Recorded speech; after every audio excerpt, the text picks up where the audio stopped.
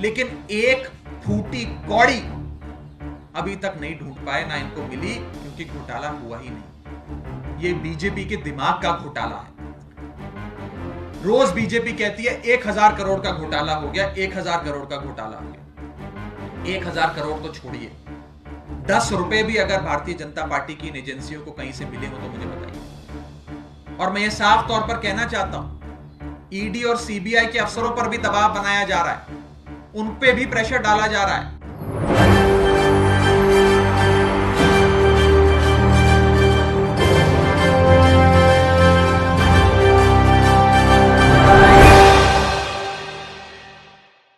लोकसभा चुनाव और विधानसभा चुनाव नजदीक आने वाले हैं, ज्यादा दिनों का वक्त नहीं। लेकिन इसी बीच आपको बता दें कि दिल्ली में सियासी हलचलें काफी तेज हो चुकी हैं और सियासी हलचलों के तेज होने के साथ साथ यहां पर आम आदमी पार्टी पर शिकंजा कसा जा रहा है। दिल्ली के आम आदमी पार्टी को गिराने के लिए, कुर्सी हड़पने के लिए तरह तरह के षड्यंत्र रचे जा रहे हैं। जहां पहले मनी लॉन्ड्रिंग के मामले में सत्येंद्र जैन को फंसाया गया, यहां पर उनकी गिरफ्तारी की गई और उसके बाद नई शराब नीति के तहत यहां पर मनीष सिसोदिया को फंसाते हुए तिहाड़ जेल में पहुंचाया गया और इंसाफ की मांग करते हुए इंसाफ नहीं मिलती है। सुनवाई पर सुनवाई होती है, लेकिन यहां पर मनीष सिसोदिया को राहत नहीं मिलती है। उनकी बीमार पत्नी के बावजूद भी यहां पर जो वो गुहार लगाते हैं कि अब तो उन्हें यहां पर रिहा कर देना चाहिए, क्योंकि उनकी पत्नी के पास कोई मौजूद नहीं है और उन्हें गंभीर बीमारी है। ऐसे में यहां पर कोर्ट उनकी इस दलील को खारिज करते हुए साफ तौर पर मना कर देती है कि आपको राहत नहीं मिलेगी। इसी बीच आप देखेंगे कि अरविंद केजरीवाल के खिलाफ भी नई आबकारी नीति के तहत शिकंजा कसा जाता है, सीबीआई की कार्रवाई बिठाई जाती है और तमाम तरीके से यहां पर अरविंद केजरीवाल की गिरफ्तारी हो जाए, वो अपनी कुर्सी छोड़ दें, इस रणनीति में सरकार यहां पर ईडी सीबीआई का शिकंजा कसवाती है। ठीक उसी तरह से राघव चड्ढा, जहां वो अपनी नई शुरुआत करने जा रहे थे, अपनी जीवन की शुरुआत करने जा रहे थे, उसी बीच यहां पर राघव चड्ढा पर निशाना साधा जाता है। और राघव चड्ढा की बात की जाए तो यहाँ पर तमाम तरीके से वो महिला पहलवान खिलाड़ियों के समर्थन में तो पहुंचे थे जंतर मंतर पर, यहाँ पर भारतीय जनता पार्टी की कमियों को भी उजागर कर रहे थे। नई शराब नीति में संजय सिंह ने कई खुलासे किए थे कि किस कदर ईडी फंसाने की कोशिश कर रही है। राघव चड्ढा ने सबूत दिखाए थे, लेकिन अभी उन्हीं के खिलाफ शिकंजा कसा जा रहा है। राघव चड्ढा की गिरफ्तारी हो सकती है क्योंकि अब यहाँ पर चार्जशीट में उनका नाम भी दाखिल किया जा रहा है। पहले मनीष सिसोदिया, फिर अरविंद केजरीवाल, फिर संजय सिंह और अब राघव चड्ढा। तो साफ तौर पर जाहिर हो रहा है कि राघव चड्ढा ने भी खुलासे कर दिए हैं कि जानबूझकर फंसाने के तहत भारतीय जनता पार्टी इस कदर कोशिशें करती हुई नजर आ रही है, क्योंकि चुनाव नजदीक आ चुके हैं और ऐसे में दिल्ली में भारतीय जनता पार्टी अपनी जीत अभी तक दर्ज नहीं कर पाई है। एमसीडी चुनाव में भी हार का सामना करना पड़ा है। तो ऐसे में लोकसभा चुनाव को देखते हुए आम आदमी पार्टी पर झूठे आरोप लगा रहे हैं, भ्रष्टाचार के आरोप लगाए जाते हैं। यहाँ पर आप देखेंगे कि मुफ्त की रेवड़ी बांटने के आरोप लगाए जाते हैं और तमाम जो काम किए गए हैं शिक्षा मॉडल को लेकर भी सवाल खड़े किए जाते हैं। तो यहाँ पर अरविंद केजरीवाल की सरकार को गिराने के लिए भारतीय जनता पार्टी ने क्या कोशिशें की है और किस कदर यहाँ पर राघव चड्ढा का नाम चार्जशीट में दाखिल किया जाता है और उन्हें फंसाने के तहत गिरफ्तारी की कगार पर पहुंचाया जाता है। इन तमाम सबूतों को लेकर राघव चड्ढा खुलासा करते हुए नजर आते हैं। देखिए इस रिपोर्ट में क्या कुछ राघव चड्ढा कह रहे हैं कि मेरा नाम इन्फोर्समेंट डायरेक्टरेट की किसी भी कंप्लेंट में एक अक्यूज्ड के तौर पर या एक सस्पेक्ट के तौर पर कहीं नहीं है। अक्यूज्ड और सस्पेक्ट तो छोड़ दीजिए, बतौर विटनेस भी मेरा नाम कहीं नहीं है। लेकिन पूरे देश भर में सुबह से प्रचार किया जा रहा है न्यूज चैनल्स के माध्यम से कि न जाने मुझे अभियुक्त के तौर पे, अक्यूज्ड के तौर पर चार्जशीट में इन्फोर्समेंट डायरेक्टरेट ने मेरा नाम शामिल कर कोर्ट में दायर किया गया है।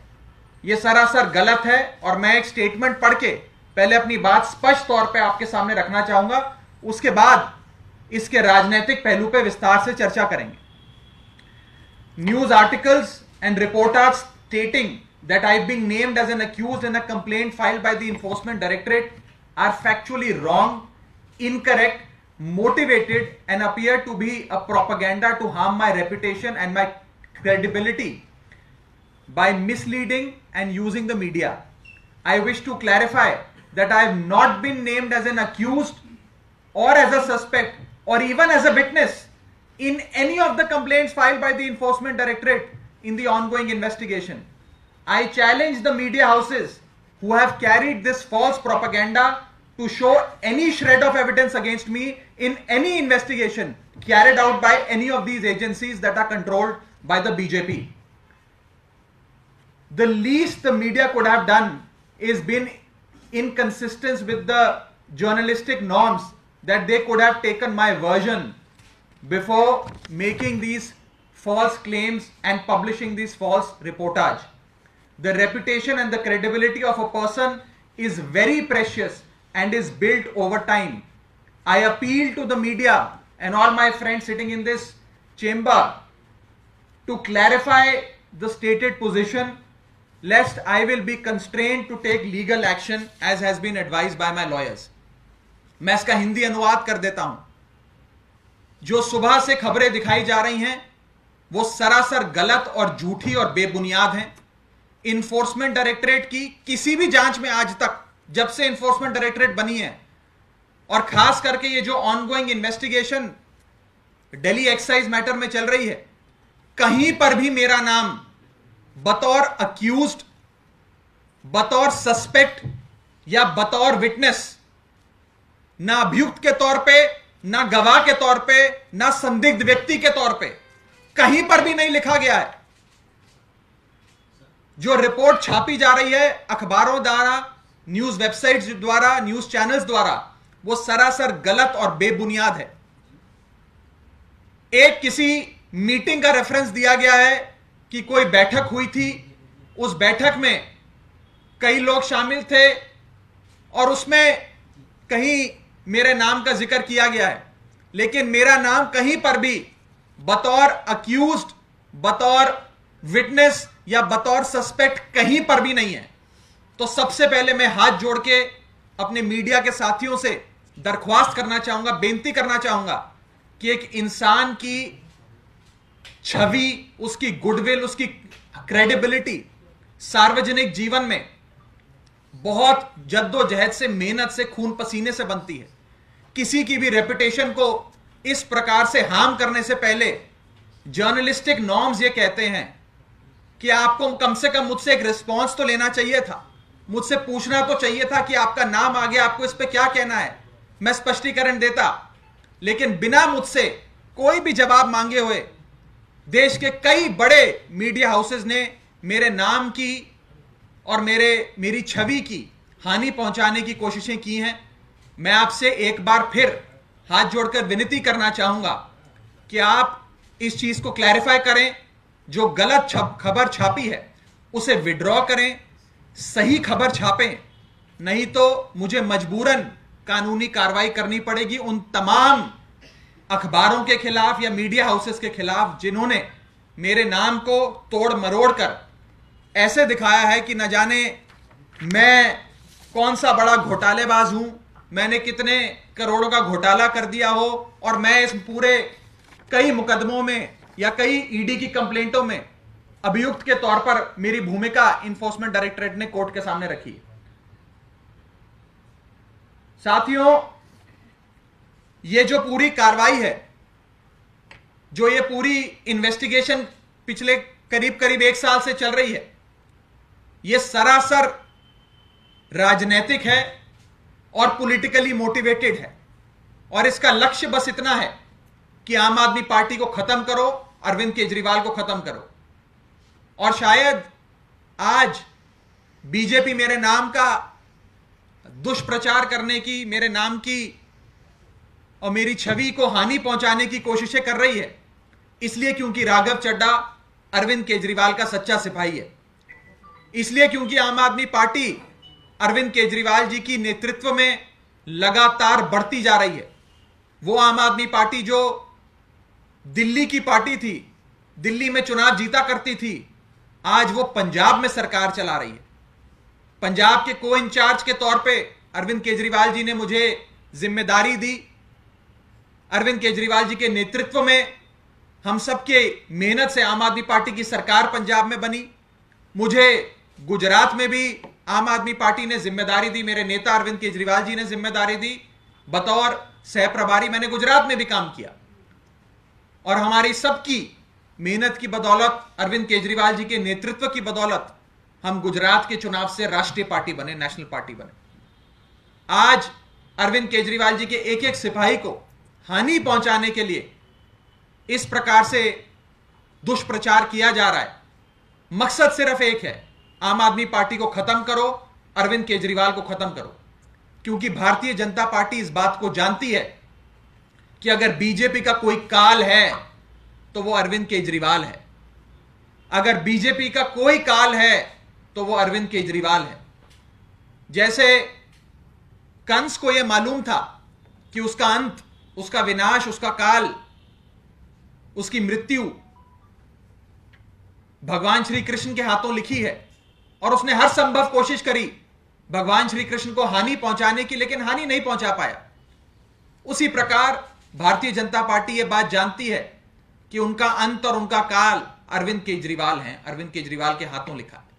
इसीलिए वो हर संभव कोशिश करेंगे आम आदमी पार्टी को, अरविंद केजरीवाल जी को और अरविंद केजरीवाल जी के एक एक सिपाही को हानि पहुंचाने की, लेकिन सफल नहीं होंगे। आम आदमी पार्टी की बढ़ती लोकप्रियता के चलते ये सारे शिगुफे छोड़े जा रहे हैं। जिस इन्वेस्टिगेशन की हम जिक्र कर रहे हैं, इस इन्वेस्टिगेशन को आप सब जो आज इस भारी तादाद में इस आम आदमी पार्टी के मुख्यालय पर मौजूद हैं, आप सब करीब करीब 1 साल से इस पूरी इन्वेस्टिगेशन को बहुत करीब से देख रहे हैं। करीब 1000 से ज्यादा अफसर इस पूरी जांच पड़ताल में शामिल हैं। 400 से ज्यादा ठिकानों पर इन लोगों ने सर्च किया, सीज किया, रेडें करी। कई गवाहों को अपने पास बुलाकर उनके बयान दर्ज कराए, कई लोगों को गिरफ्तार कर लिया, लेकिन एक फूटी कौड़ी अभी तक नहीं ढूंढ पाए, ना इनको मिली, क्योंकि घोटाला हुआ ही नहीं। यह बीजेपी के दिमाग का घोटाला है। रोज बीजेपी कहती है 1000 करोड़ का घोटाला हो गया, 1000 करोड़ का घोटाला हो गया। 1000 करोड़ तो छोड़िए, 10 रुपए भी अगर भारतीय जनता पार्टी की इन एजेंसियों को कहीं से मिले हो तो मुझे बताइए। और मैं ये साफ तौर पर कहना चाहता हूं, ईडी और सीबीआई के अफसरों पर भी दबाव बनाया जा रहा है, उन पे भी प्रेशर डाला जा रहा है कि आम आदमी पार्टी को खत्म करो, आम आदमी पार्टी के नेताओं को जेल में डालो। और उसी कवायद में आम आदमी पार्टी के अरविंद केजरीवाल जी के एक एक सिपाही को हानि पहुंचाने की कोशिश करी जा रही। आम आदमी पार्टी आंदोलन से निकली पार्टी है। आम आदमी पार्टी इन पर्चों से, इन चार्जशीट से, इन जेलों से डरने वाली नहीं है। राघव चड्ढा और अरविंद केजरीवाल का एक ही नारा है कि हमारी पार्टी ईमानदारी के रास्ते पर चलती है, हमारी पार्टी ने सिर्फ जनता के लिए काम किया है। इसलिए दिल्ली में जो बदलाव देखा जा रहा है, जो विकास देखा जा रहा है, वो इन तमाम चीज़ों के बदौलत ही है। लेकिन यहाँ पर भारतीय जनता पार्टी सिर्फ और सिर्फ यही राजनीति करती है, या तो समुदाय के नाम पर बंटवारा कर दो या किसी पर ईडी सीबीआई की कार्यवाही करवा दो। राहुल गांधी के तहत तो आपने देख ही लिया होगा किस कदर यहाँ पर कोर्ट में राहुल गांधी को इंसाफ मिलता हुआ नजर नहीं आता है। राहुल गांधी की तरह गुजरात में तेजस्वी यादव पर शिकंजा कसा जाता है, उन पर मानहानि का केस दर्ज किया जाता है। तो ऐसे में अरविंद केजरीवाल पर भी अब शिकंजा कसा जा रहा है। तो ऐसे में यहाँ पर जो राघव चड्ढा खोलते हुए नजर आते हैं, सबूतों के साथ भारतीय जनता पार्टी के इन झूठ का पर्दाफाश करते हैं। इस मुद्दे पर आपकी क्या राय है कि क्या वाकई यहाँ पर राघव चड्ढा का जो नाम शामिल किया गया है साजिश के तहत है? अब अरविंद केजरीवाल के बाद राघव चड्ढा की बारी है। अब यहाँ पर तमाम तरीके से आम आदमी पार्टी खत्म हो जाएगी दिल्ली में। क्या है आपकी राय कि आने वाले लोकसभा चुनाव में कौन जीतता हुआ नजर आएगा दिल्ली से? आपकी क्या राय है? प्रतिक्रिया जरूर कमेंट बॉक्स में दें। मुझे दीजिए इजाजत, धन्यवाद।